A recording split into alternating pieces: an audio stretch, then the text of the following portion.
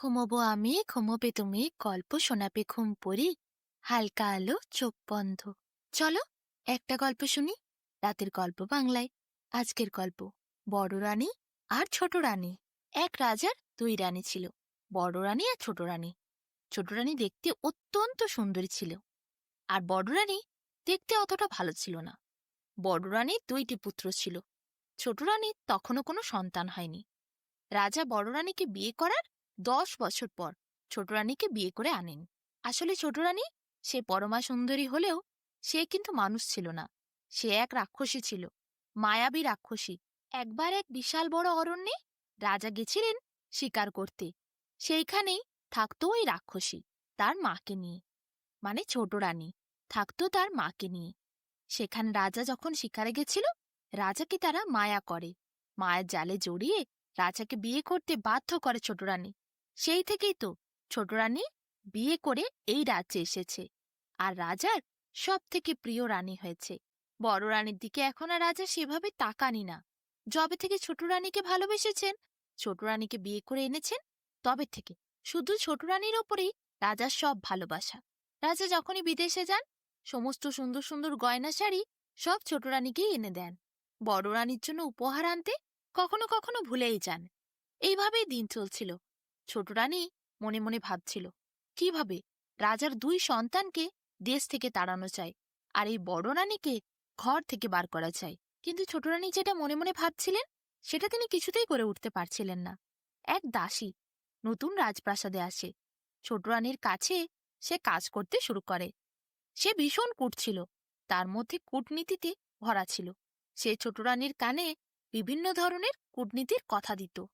সে বলে যে রাজপুত্রদের যদি কোনো রকমভাবে কলঙ্কিত করা যায়, তাহলে রাজা তাদের ঘর থেকে বার করে দেবেন, আর বড় রানীকেও তাড়িয়ে দেবেন। এরপর ছোট রানী আর ওই দাসী দুজন মিলে একটি চক্রান্ত করে, নিজেদের খাবারে নিজেরা বিষ মিশিয়ে দেয়। তারপর ছোট রানী সেই খাবার খেয়ে অজ্ঞান হয়ে যায়, আর চিৎকার করতে শুরু করে দাসী। বলে, দেখো, এই খাবার রাজার দুই পুত্র এনে ছোট রানীকে জোর করে খাইয়েছে। রাজা হন্তদন্ত হয়ে ছুটে আসেন, দেখেন ছোট রানী অজ্ঞান হয়ে গেছে। রাজা ভীষণ রেগে যান। রাজা দুই পুত্রকে ডেকে বলে, তোমরা ছোট রানীকে কি খাবার খাইয়েছ? ওর তো জ্ঞান নেই, দেখো কি অবস্থা, হয়তো মারা যাবে, মুখ দিয়ে তখনও ফেনা বেরিয়ে যাচ্ছে। রাজার দুই পুত্র বলে, আমরা তো মাঠে খেলছিলাম, আমাদের তো কোনো দোষ নেই পিতা, আমরা এখানে আসিনি। কিন্তু কোনো মতেই দাসীর কথাকে বাদ দিয়ে রাজা ওই সন্তানদের কথা বিশ্বাস করে না, দাসীর কথাকেই বিশ্বাস করে। এরপরে কি, রাজা ওই দুই রাজপুত্রকে তাদের মা সহ রাজপ্রাসাদ থেকে বিতাড়িত করে দেন। এদিকে যখন দুই রাজপুত্রকে নিয়ে বড় রানী রাজপ্রাসাদ ছেড়ে বার হয়ে যান, তখন তিনি একটিও সোনা গয়না কিছুই নেন না, খালি হাতে চলে যান। বড় রানী চলে যাওয়ার পর রাজার মনটা ভীষণ দুঃখ হয়। সে বড় রানীর শূন্য কক্ষে যায়, চারদিকে ঘুরে ঘাড়ে দেখে বড় রানী যাওয়ার সময় এত দামি দামি গয়না, কাপড় চোপড় কিছুই নিয়ে যায়নি। কতটা অভিমানী সে আজও। কিন্তু ওই দুই রাজপুত্র, ওরা অমনি কাজ কেন করল?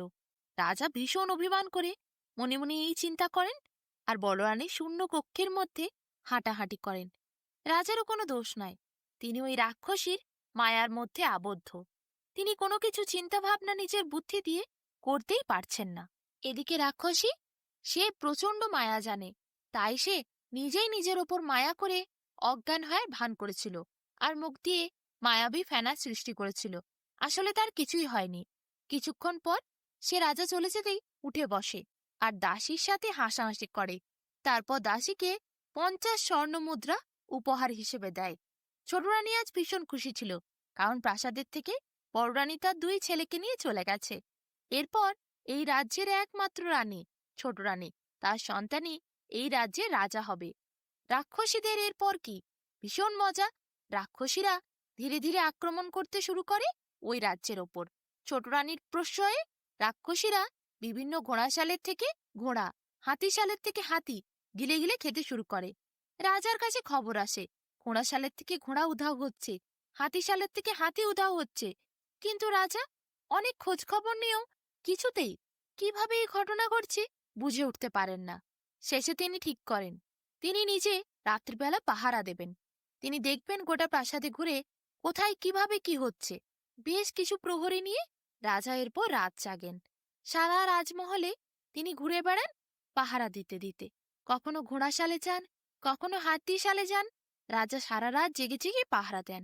ঠিক মধ্যরাত্রির সময় রাজা দেখতে পান বেশ কয়েকজন রাক্ষসী রাজপ্রাসাদের মধ্যে প্রবেশ করে। প্রথমে তারা ছোট রানীর কক্ষে যায়।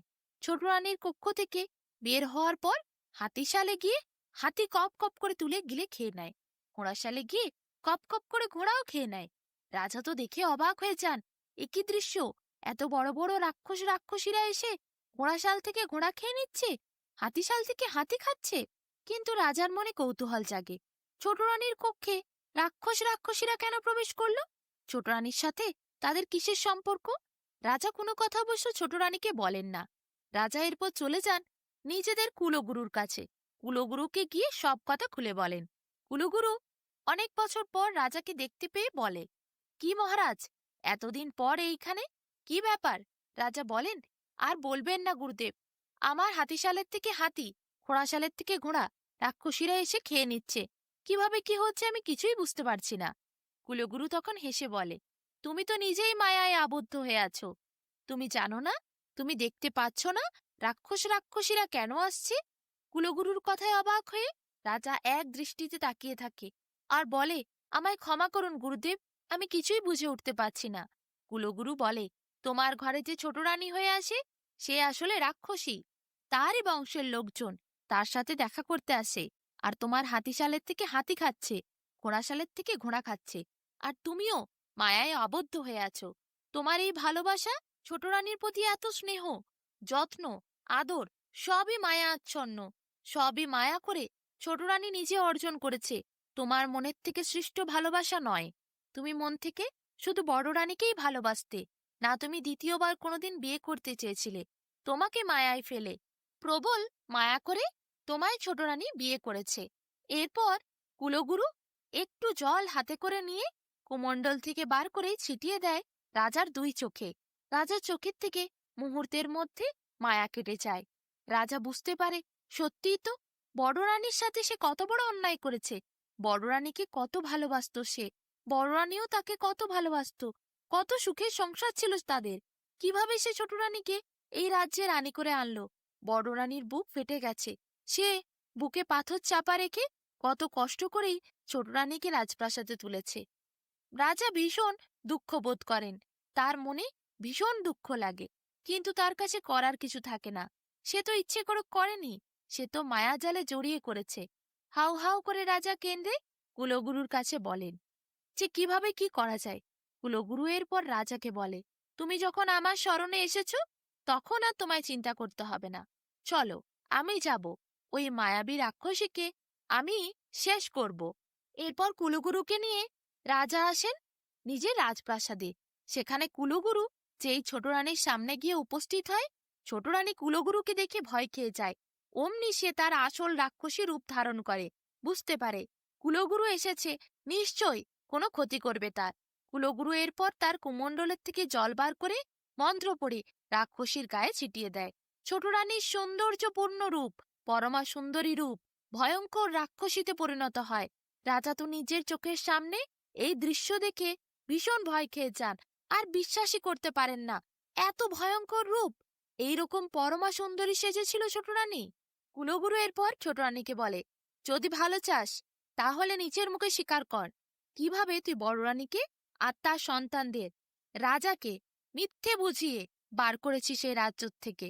ছোট রানী ভয় খেয়ে সব কথা গড়গড় করে বলে দেয় রাজার সামনে। কিভাবে দাসীর সাথে পরিকল্পনা করে বড় রানীকে এবং তার দুই সন্তানকে মিথ্যে অপবাদ দিয়ে এই রাজ্য থেকে বিতাড়িত করেছিল ছোট রানী। রাজা এরপর হাউ হাউ করে সেখানে বসে কেঁদে যান। তিনি ভেঙে পড়েন। তিনি বুঝতে পারেন কত বড় অন্যায় তিনি করেছেন। কুলগুরু আবার তার কুমণ্ডলের থেকে জল বার করেন এবং হাতে নিয়ে মন্ত্র পড়ে বলেন, তুই এই দেশ ছাড়বি নাকি আমি তোকে ধ্বংস করব। ছোট রানী তখন রাক্ষসী রূপে কুলগুরুর কাছে বলে, আমাকে ক্ষমা করে দিন, আপনার ওই দিব্য জল আমার শরীরে দেবেন না।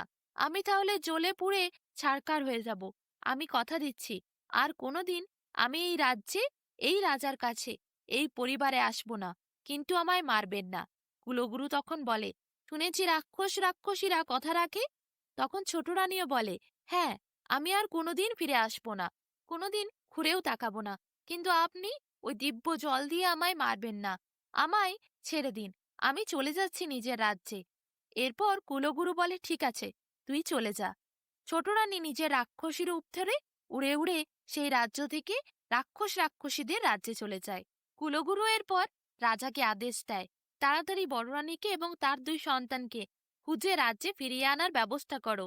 বড় রানীই তোমার আসল ঘরের লক্ষ্মী। রাজা এরপর নিজে যান প্রহরীদের নিয়ে, চারিদিকে সন্ধান করেন বড় রানীর ও দুই সন্তানের। দেখতে দেখতে বড় রানীকে আর দুই সন্তানকে রাজা খুঁজে পান। তাদের কাছে ক্ষমা চেয়ে তাদেরকে সব কথা খুলে বলেন, কিভাবে তিনি মায়াজালে জড়িয়ে পড়েছিলেন, কিভাবে মায়াবী রাক্ষসী ওই ছোট রানী মায়া করে রাজাকে বিয়ে করেছিল। বড় রানী সব কথা শুনে রাজ্যে ফিরে আসে। এরপর রাজা সুখের সংসার হয়। দুই সন্তানকে নিয়ে বড় রানী আর রাজা দুজনে নতুন করে জীবন শুরু করে। কুলগুরু সব্বাইকে আশীর্বাদ করে নিজের জায়গায় ফিরে যান। রাজার জীবনে তারপর থেকে আর কোনো দুঃখ আসেনি।